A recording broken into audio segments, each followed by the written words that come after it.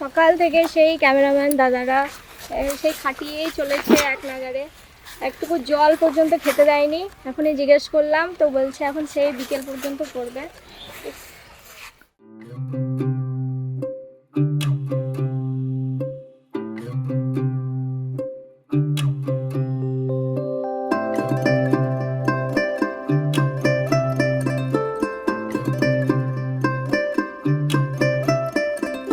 গ্রাম ছাড়া ওই রাঙা মাটির পর